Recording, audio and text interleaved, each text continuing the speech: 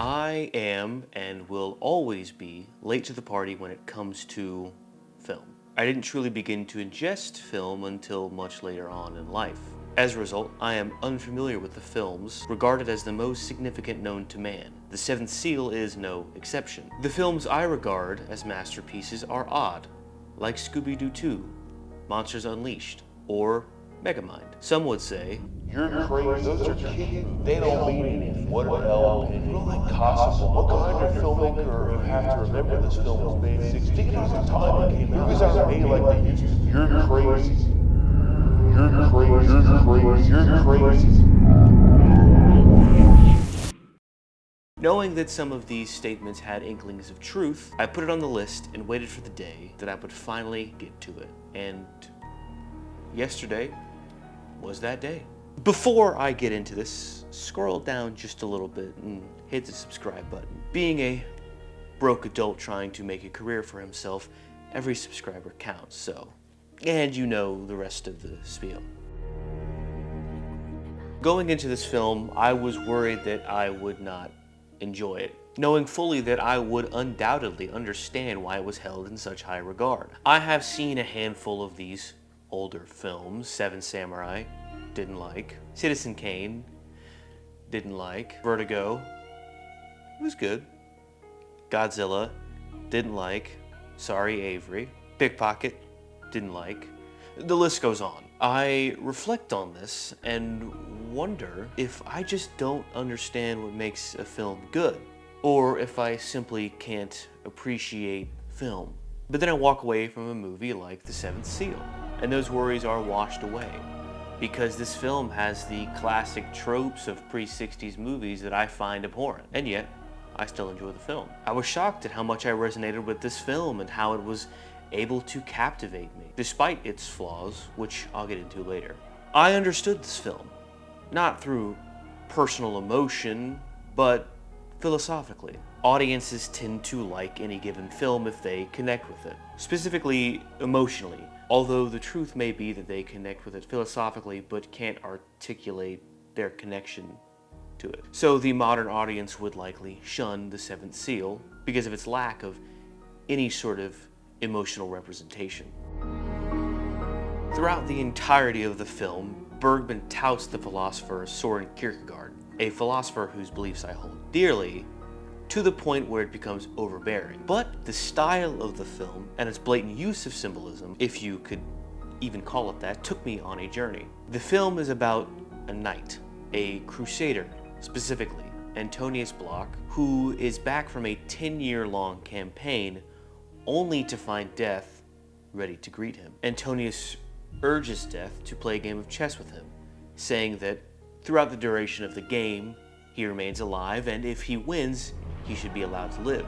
This I knew, but I wasn't sure what to expect from the rest of the film, because it has little to do with chess, even less about death, and all to do with the contemplation of religion. This is where Kierkegaard comes in. I won't go very deep into this, but you should check out some other videos to understand the concept. Essentially, Kierkegaard viewed life, according to literature, as a liminal space between non-existence and heaven. Because we, as humans, are gifted with thought, we question what is truly beyond. Suffering is also a key part of the general philosophy here. The more that you are aware, the more you are in pain, until you accept that you will never know what lies beyond. There are three stages of his philosophy: the aesthetic life, the ethical life, and the religious life. I'm sure you've heard me talk about these before, but I like it so dang much that I'm going to give you another overview. The aesthetic life is represented by a man who is ignorant and doesn't think about existence outside of himself. The ethical life is that of one who has awakened to the possibility or even truth of heaven and life beyond. But they struggle with this thought, doing everything they can to make that outcome, heaven after death,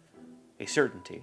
The pain that comes along with this, the physical, like the flagellants in the movie, or mental anguish, like that of Antonius, is very difficult to deal with. But in the end, you have the religious life. The man that has accepted the truth of heaven, but understands that there is nothing on this earth that you can do to change the outcome of life. This is blatantly represented in the film. Primarily, and dare I say only, almost but not quite, by Bergman's characters. Antonius Block, the crusader who spent his entire married life in some distant land fighting God's holy war, seeing unimaginable horrors and living through it all, only to step foot in his homeland for the first time in 10 years and be greeted by death. How can a man comprehend all of this? What kind of God would allow one of his most dedicated servants to live a life of pain, and pain only, and never enjoying the pleasures that life has to offer? Antonius is tormented by his faith throughout the entire film, questioning whether or not he should believe, wanting to escape the God that is maybe punishing him, and looking for any kind of sign that he is on the right path. He even seeks the devil for some semblance of truth. And through all of that, he finds not. In the same place until the very end, when death greets him for the final time, all Antonius can do is pray. Jans, the counter to Antonius and his squire, is what seems to be a nihilist, saying nothing really matters. Except he doesn't say nothing matters, he says it doesn't matter. Much like Antonius, Jans is tired of the warring life, wanting to live out his days peacefully, and is mostly content to watch people unravel and fall apart. He doesn't care for much besides drinking and contemplating art. However, there is a scene involving Girl, yes, her name is Girl, and a rapscallion named Raval. Raval is about to rape Girl when Jans intervenes. He threatens Raval, saying that if he were to ever see him again, he would scar him. If someone were a true nihilist, one would never have intervened, but he does. And this trend continues again throughout the entirety of the film. Jans does not care for much of anything, but when the time comes, he acts in goodness.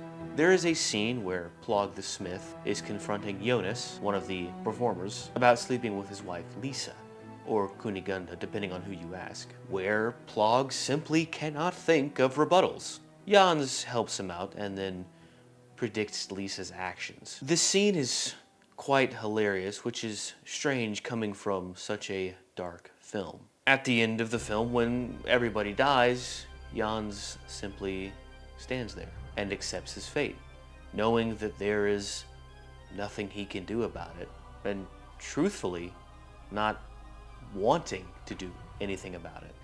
The rest of the characters are ignorant ones, not thinking about anything except their own lives. Whether they are tarts, smiths, actors, or wives, they all meet the same fate, save three. The main performers besides Jonas, a husband, a wife, and a young child. They have the purest of hearts in the film by far, wanting for nothing and content with their life. I'm not quite sure how to receive this trio. In a film that deals with the inevitability of death and the questioning of religion, this family does neither, but also escapes their fate. I don't quite understand their existence yet, as they are contrary to the rest of the film. If I watch The Seventh Seal again, I'll pay more attention to them. Or you can leave a comment below and tell me what you think. Oh hey, I was just reading The Seventh Seal, the 1957 movie by Ingmar Bergman. That was dumb, but you can include that if you want. There's always something scary and exciting about checking out a movie that's both old and considered by many to be one of the greatest movies of all time.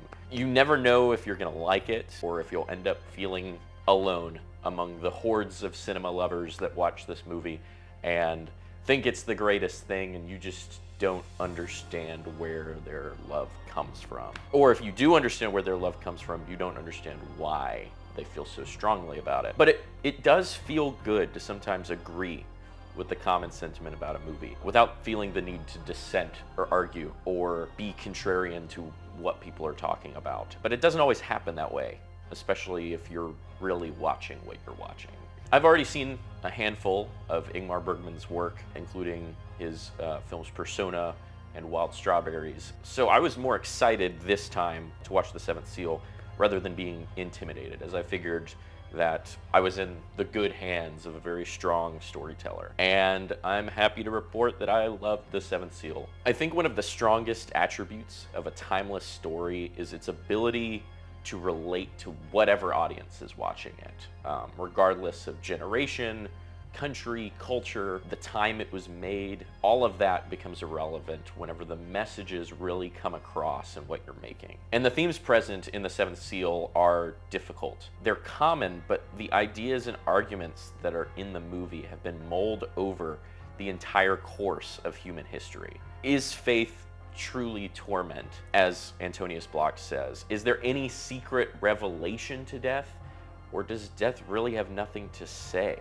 A lot of the time, there are no answers, just like how there are no answers really in the film.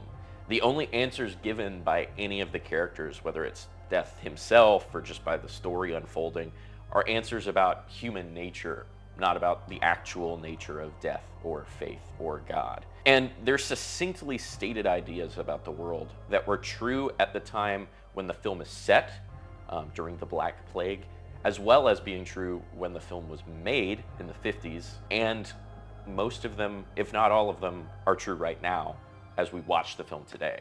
As Death says to the Night, most men think neither of death nor nothingness. But those who want to believe so desperately, like Block, still find themselves the same as those other men, having lives that he says are just filled with futile wandering. Does that make Block's torment and search for answers worthless? I would say absolutely not. It takes courage to have such introspection and to try to seek knowledge, as Block says in the film. He's looking for knowledge.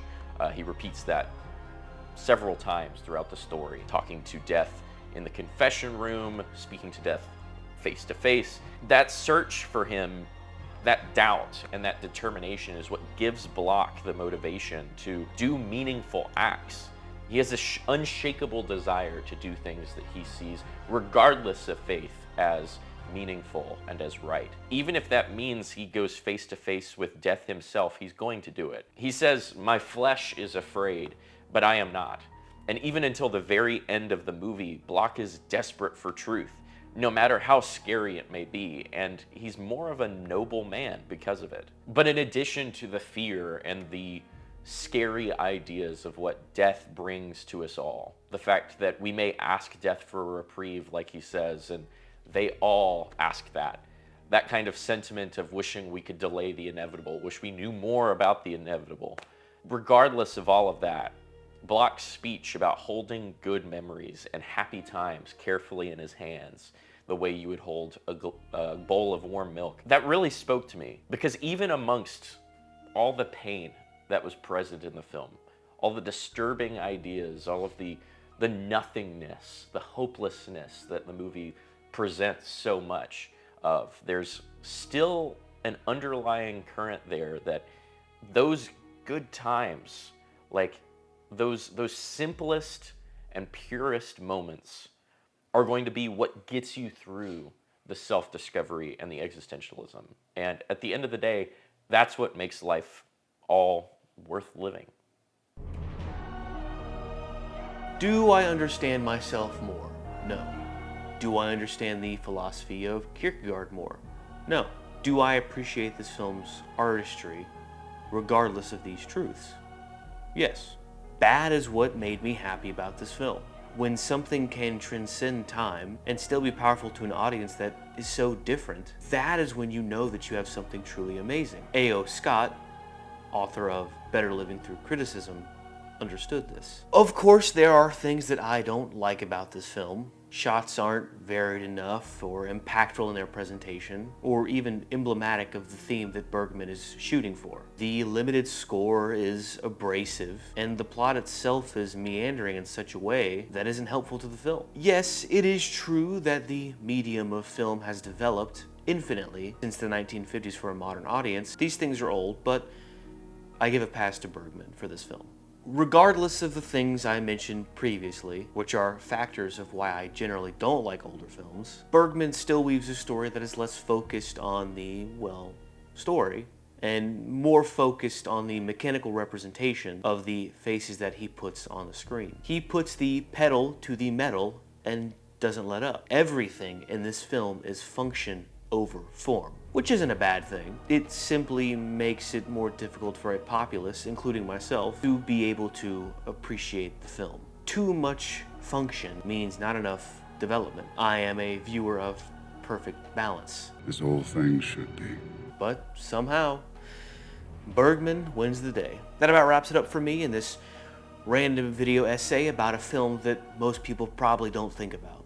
I have much more to say, but that would require a longer video and more time for me to physically write it and produce it and whatnot.